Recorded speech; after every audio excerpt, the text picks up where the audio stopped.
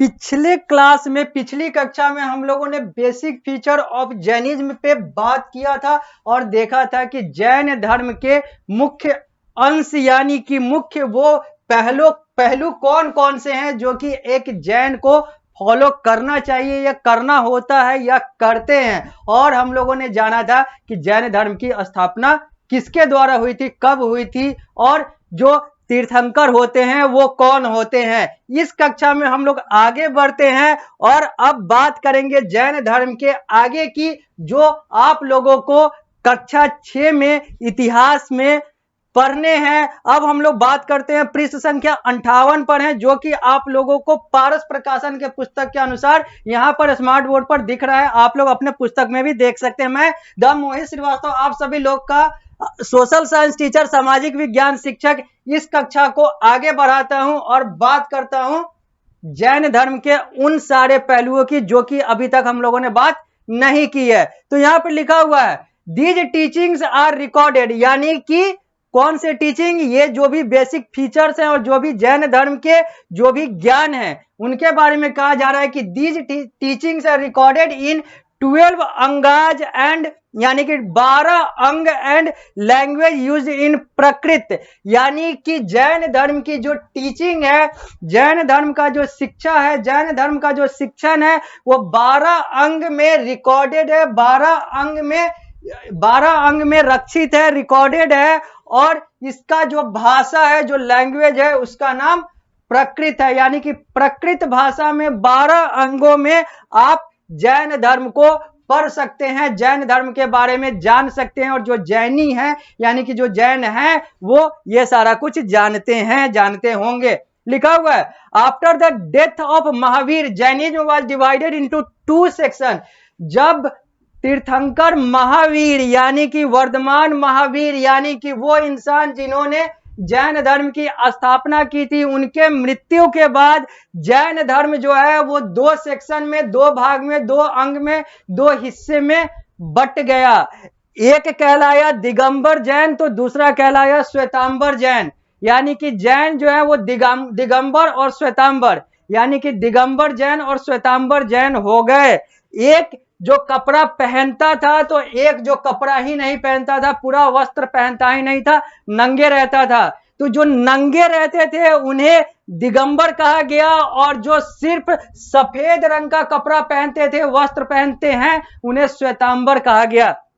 यानी कि जैन जो है अभी 2 कैटेगरी में बड़े रूप से डिवाइडेड है, यानी कि विभाजित है। एक दिगंबर जैन है, एक श्वेतांबर जैन है। दिगंबर जैन कोई भी यानी कि कोई भी वस्त्र नहीं पहनते हैं, वो नंगे रहते हैं ऊपर से लेकर नीचे तक। जबकि श्वेतांबर जो है वो कपड़ा तो पहनते हैं, वस्त्र तो पहनते हैं, लेकिन सफेद रंग का, सिर्फ सफेद रंग का और कुछ नहीं, और मुंह पर भी सफेद रंग का पट्टी बांध कर रखते हैं। आगे श्वेतांबर ओनली व्हाइट, यहीं पे लिखा हुआ है Digambar did not wear any cloth. Digambar जो है वो कोई भी कपड़ा, कोई भी वस्त्र ग्रहण नहीं करते, नहीं पहनते। जबकि श्वेतांबर जो है वियर वोर ओनली व्हाइट क्लॉथ, ये सिर्फ सफेद कपड़ा पहनते हैं, उजला कपड़ा, उजला वस्त्र धारण करते हैं। आगे in very short time Jainism become very popular in India. बहुत कम समय में जैन धर्म जो है भारत में बहुत ज्यादा प्रचलित हो गया। आगे बुद्धिज्म स्प्रेड सो फार कंट्रीज, बुद्धिज्म जो है वो भी बहुत तेजी से पूरे देश में और दुनिया में आगे बढ़ा। यहाँ पर लिखा हुआ है perhaps Jainism was more strict than Buddhism.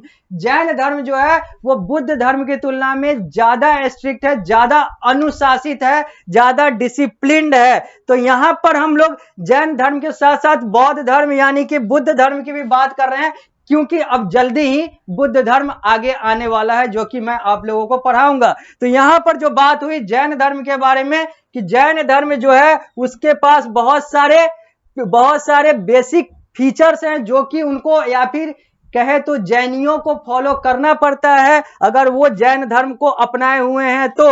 और इन सारे चीजों को 12 अंग और प्रकृत भाषा में देखा जा सकता है, सुना जा सकता है, समझा जा सकता है किसी के द्वारा। और कहा गया कि जब महावीर की मृत्यु यानी कि जैन धर्म के संस्थापक की मृत्यु हो गई जो जैन धर्म है ये दो हिस्सों में, दो अंगों में, दो भागों में बट गया, दो सेक्शन में बट गया। एक दिगंबर जैन और एक श्वेतांबर जैन। दिगंबर बिना कपड़े के, श्वेतांबर सफेद कपड़े के। नाम से ही क्लियर है, श्वेत आंबर यानी कि श्वेत का मतलब सफेद होता है, दिगंबर यानी कि जो भगवान से ही निकले हुए हैं। उनका कहना है कि ये सब भगवान का ही दिया हुआ है, जो भी शरीर के अंग है तो इसको ढकने की जरूरत नहीं है। तो आगे लिखा हुआ है कि जैन धर्म जो है बहुत ज्यादा स्ट्रिक्ट है बुद्ध धर्म की तुलना में, और जैन धर्म जो है बहुत ज्यादा पॉपुलर भी हुआ अपने समय में, और अभी भी पॉपुलर होता है भारत के परिदृश्य में और दुनिया के परिदृश्य में, लेकिन हाँ बुद्ध धर्म की तुलना में बहुत कम। आगे अब बुद्ध धर्म की बात बार बार जैन धर्म के साथ इसलिए हो रही है क्योंकि हम लोग का यह अध्याय जो है वो the rise of Jainism and Buddhism है, यानी कि जैन धर्म अब हम लोग समझ चुके हैं, थोड़ा सा और समझेंगे, उसके बाद बुद्ध धर्म में आएंगे, बौद्ध धर्म को मैं समझाऊंगा। तो ये जो टेम्पल है, ये जो मंदिर दिख रहा है, यह एक जैन मंदिर है जो कि भारत के राजस्थान राज्य के सिरोही जिले के माउंट आबू में है, और इसका नाम दिलवारा जैन टेम्पल है। दिलवारा जैन टेम्पल माउंट आबू, जो कि सिरोही जिले में पड़ता है, राजस्थान राज्य, भारत देश में। आगे contribution of Jainism to Indian culture. Indian culture में, भारतीय सभ्यता में, भारतीय समाज में जैन धर्म ने क्या योगदान दिया, अब उसकी बात कर लेते हैं। It help in the growth of vernacular language, particularly Kannada and Gujarati.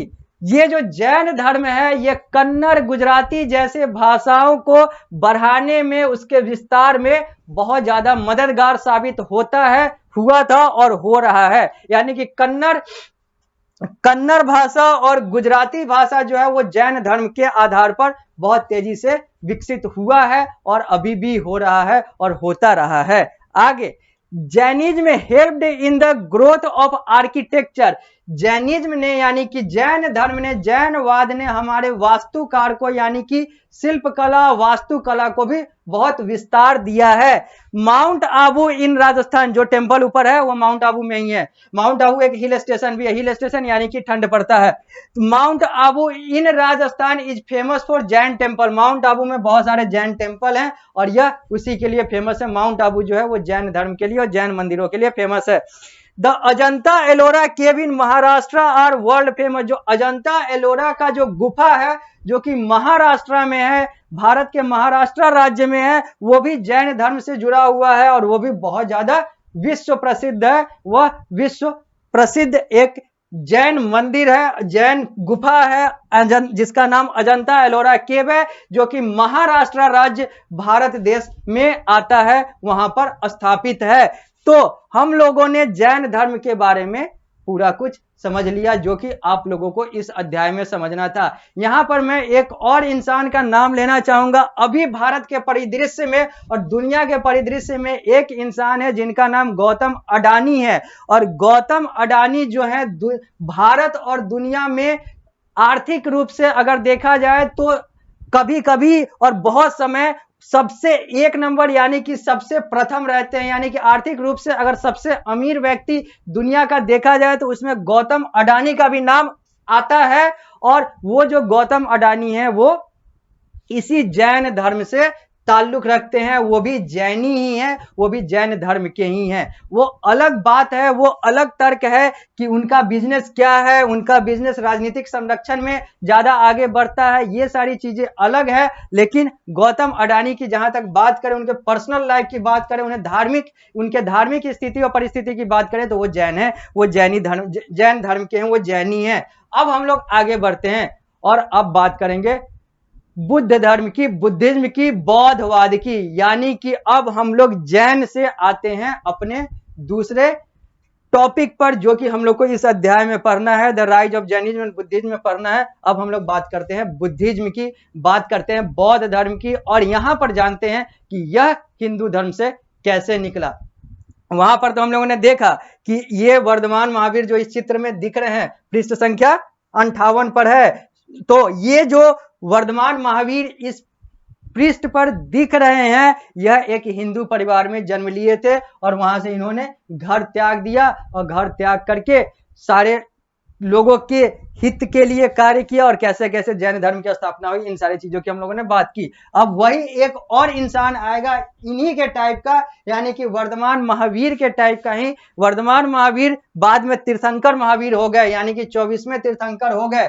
जबकि अगर बात करें तो ये वर्धमान महावीर थे जो हिंदू थे, जो बाद में जैन बन गए, यानी कि एक नए धर्म की स्थापना कर दी, जिसका नाम जो है वो जैन धर्म है।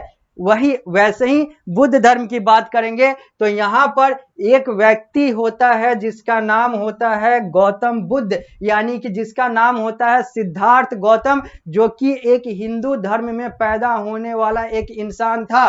और वो जो सिद्धार्थ गौतम है उसको भी बहुत सारी चीजें दिखी समाज में, जहां पर अगले को लगा कि मैं तो राजा महाराजाओं वाली जिंदगी से जुड़ा हुआ हूं, मेरे पास धन दौलत की कोई कमी नहीं है, लेकिन बहुत सारे लोग जो हैं वो खाने तक को तरस रहे हैं। तो वहां पर भी उन्होंने घर बार को छोड़ दिया और उन्होंने भी एक अलग प्रथा, एक अलग चीज की स्थापना की, एक अलग रिवाज की, एक अलग रीति की स्थापना की। और फिर जहां पर उनके जो फॉलोअर हुए वो उसी बुद्ध से बौद्ध कहलाने लगे, यानी कि यहां पर बौद्ध धर्म की स्थापना हुई। ये तो हमने बताया है, अब हम लोग रीड आउट करते हुए सबको लाइन बाय लाइन समझेंगे। अब बात करते हैं बुद्धिज्म की, बौद्धवाद की, बुद्ध धर्म की। लिखा हुआ है लाइक जैनिज्म, जैसा कि जैनिज्म था, Buddhism was also a reaction against the rigid caste system and ritual.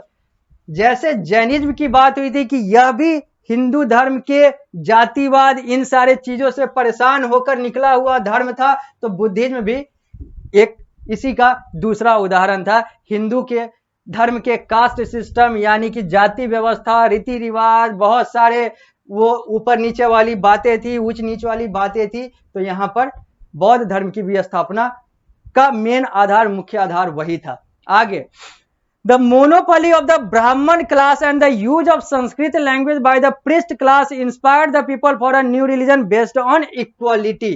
फिर वही बात जो हम लोगों ने पहले पिछली कक्षाओं में किया है कि एकाधिकार, ब्राह्मणों के द्वारा एकाधिकार, अपने आप को सर्वे सर्वा समझना, अपने आप को भगवान का दूत समझना, अपने आप को सबका मसीहा समझना, अपने आप को सबका पुजारी समझना, अपने आप को सबसे ऊपर समझना, और संस्कृत भाषा को जबरदस्ती सब पर थोपना, ये सारे कुछ कारण थे जिसके कारण से लोगों को इक्वलिटी यानी कि समानता का भाव नहीं मिल रहा था।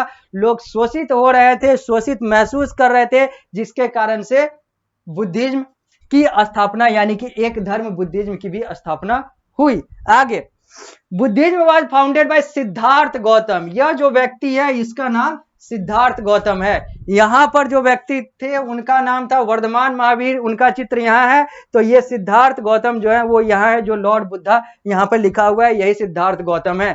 तो अब बात करते हैं यहां पर, Buddhism was founded by Siddharth Gautam. Buddhism की स्थापना सिद्धार्थ गौतम के द्वारा की गई। He was born in 563 BC at Lumbini on Indo-Nepal border. इनका जन्म 563 BC यानी कि बिफोर क्राइस्ट 563 ईस्वी में हुआ था। कहां पर? तो लुम्बिनी में हुआ था, जो कि भारत और नेपाल की सीमा पर है। अब आगे बात करते हैं, इनका जन्म बिहार में हुआ था, तो इनका भारत और नेपाल की सीमा पर हुआ था, कुशीनगर और उसी के तरफ यानी कि भारत नेपाल की सीमा पर हुआ था। नेपाल कहता है कि इनका जन्म मेरे देश में हुआ था, तो भारत कहता है कि सीमा पर हुआ था, मेरे देश में हुआ था। सीधा सीधा कहें तो he was born at Lumbini on Indo Nepal border, सीमा पर, इंडो नेपाल सीमा पर हुआ था, भारत और नेपाल के सीमा पर हुआ था। He belong to royal Kshatriya family and republic kingdom. अब ये भी वही निकले, ये भी एक रॉयल फैमिली यानी कि हर तरीके से संपन्न परिवार, आर्थिक रूप से, सामाजिक रूप से संपन्न परिवार से थे, और यह क्षत्रिय थे, यानी कि वर्ण व्यवस्था में यह ब्राह्मण क्षत्रिय, वैश्य और शूद्र में क्षत्रिय यानी कि राजपूत वाले परिवेश से थे। और यह इनका भी परिवार जो था वो रॉयल परिवार था, और रिपब्लिक किंगडम इनका भी अपना, इनके पिता का अपना एक साम्राज्य था। आगे, aspiration for new simple religion without ritual was required. अब यहाँ पर बात वही हुई कि एक नया सिंपल रिलीजन यानी कि आसान सा धर्म बनाया जाए जहां पर ज्यादा कुछ कठोरता ना हो, जैसा कि हिंदू धर्म में हुआ करता था, कठोरता और बहुत सारी चीजें। Too much sacrifice of the cattle let the people to think about their saving and non violence.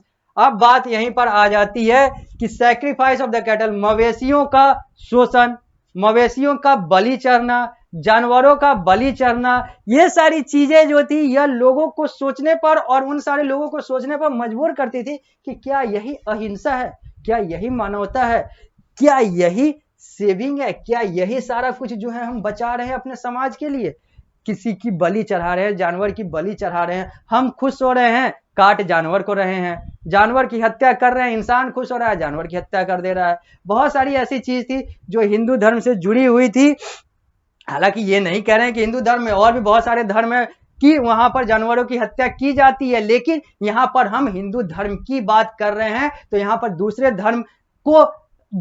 दूसरे धर्म का उदाहरण लेके अपने धर्म को यानी कि दूसरे की गलती का उदाहरण लेके अपनी गलती को छिपाना गलत है। अपनी गलती पर भी अगर हम दूसरे की गलती पर बात करेंगे तो अपना नैतिक जिम्मेवारी बनता है कि हम अपनी गलती, अपनी कमजोरी पर भी खुले में बात करें। और हिंदू धर्म में भी ये जो कैटल का बलि चढ़ना यानी कि मवेशियों का बलि चढ़ना, जानवरों का बलि चढ़ना, ये सब चीज जो है वो बहुत सारे लोगों को झकझोर देता था और अभी भी झकझोर देता है कि क्या इंसान अपनी खुशी के लिए, अपनी मनोकामना की पूर्ति के लिए उस जानवर की हत्या कर रहा है, उस जानवर का बलि चढ़ा रहा है जो उसका कुछ बिगाड़ा नहीं है, बस वह इसलिए बलि चढ़ गया क्योंकि जो इंसान है वो बहुत ज्यादा खुश हो गए। तो ये सारी चीजें थी जो लोगों को मजबूर करती थी और मजबूर करती है कि क्या यही सब चीज जो है एक धर्म में होना चाहिए। और जब ये सब चीजें उनसे नहीं बदल पाती है तो वो कहीं ना कहीं बाद में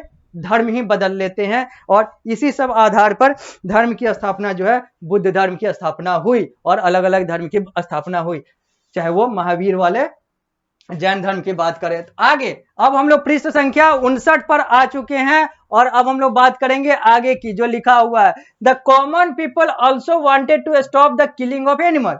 जो आम इंसान थे वो भी चाहते थे कि जानवरों की हत्या रुके, इसको रोकनी चाहिए, रुकनी चाहिए।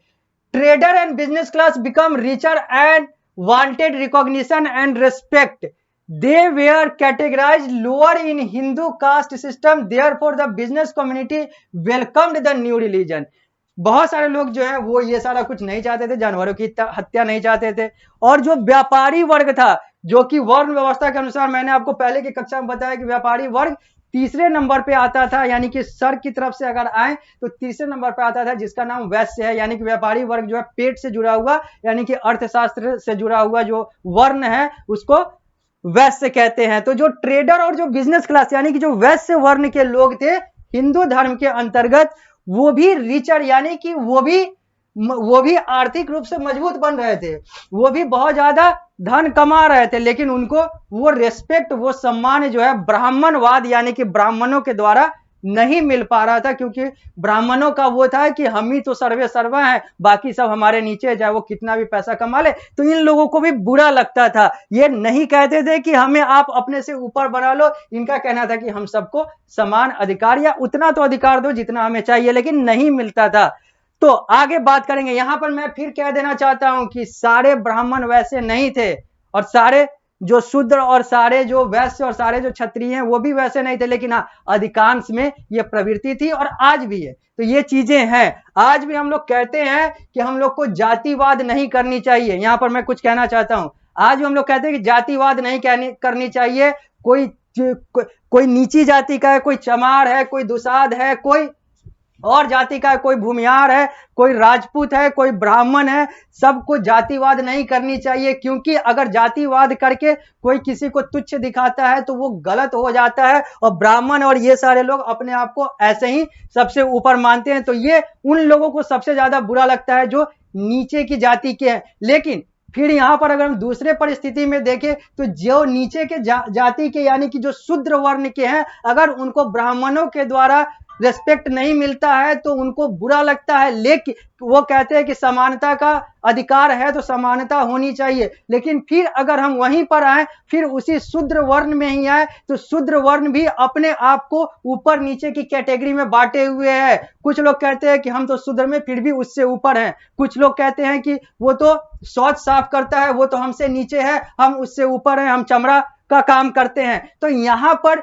जो जहां पर जैसे ऊंचा है वो अपने आप को ऊंचा मानने लगता है। यह मानव प्रवृत्ति है जो कि नहीं होनी चाहिए, नैतिक रूप से नहीं होनी चाहिए। एक ब्राह्मण को एक शूद्र को नीचा नहीं कहना चाहिए। तो यहां पर एक शूद्र जो है एक तरफ तो कहता है कि हमें समानता का अधिकार मिलना चाहिए, और वही शूद्र जो है अपने शूद्र वाले कैटेगरी में अलग अलग जो उसके नीचे के होते हैं उसको कहता है कि तुम हमसे नीचे हो। और ये सारी चीजें हैं। तो गलत हर जगह पर है, सही हर जगह पर है। अब यह देखना है कि वो सारी चीजें जो हैं उसको हम लोग कैसे लेते हैं। तो यहां पर बात वही थी कि जो ट्रेडर और बिजनेस क्लास है उसको भी सम्मान नहीं मिलता था, और वो लोग भी पैसा कमा रहे थे और अर्थव्यवस्था में योगदान दे रहे थे, लेकिन रिस्पेक्ट नहीं मिल रहा था उस ब्राह्मणवाद के द्वारा।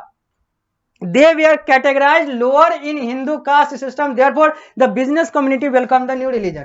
उनको भी नीचे का दर्जा दिया जा रहा था उसी जाति व्यवस्था के अनुसार हिंदू धर्म के अंतर्गत। तो उन्होंने भी ये जो नया धर्म जो बन रहा था, कहें तो बुद्ध धर्म जो बन रहा था, बौद्ध धर्म जो बन रहा था, इसको भी उन लोगों ने खुले हाथ से स्वीकार किया, क्योंकि उन लोगों को भी लगा कि नहीं, ये सारी चीजें जो है ये हिंदुओं को, हिंदू धर्म को सिखाने के लिए जरूरी है। तो ये सारी चीजें हुई। तो यहां पर जो ट्रेडर और बिजनेस क्लास यानी कि जो वैश्य वर्ण था वो भी इस नए रिलीजन, नए धर्म बौद्ध धर्म को खुले हाथ से स्वीकार कर रहा था। ये अलग बात है कि वो उसको यानी कि बौद्ध बन रहा है या नहीं बन रहा है वो व्यक्ति अलग बात है, लेकिन ये जो नया धर्म था उसको ये लोग एक्सेप्ट कर रहे थे। भले ही वो उस धर्म को एक्सेप्ट ना करें, लेकिन धर्म के इमर्जेंस को, धर्म के उत्पत्ति को वो लोग एक्सेप्ट कर रहे थे। तो इस कक्षा में इतना ही रखते हैं। जब हम लोग अगली कक्षा में आएंगे तो आगे बौद्ध धर्म के बारे में और जानेंगे, जो कि आप लोगों को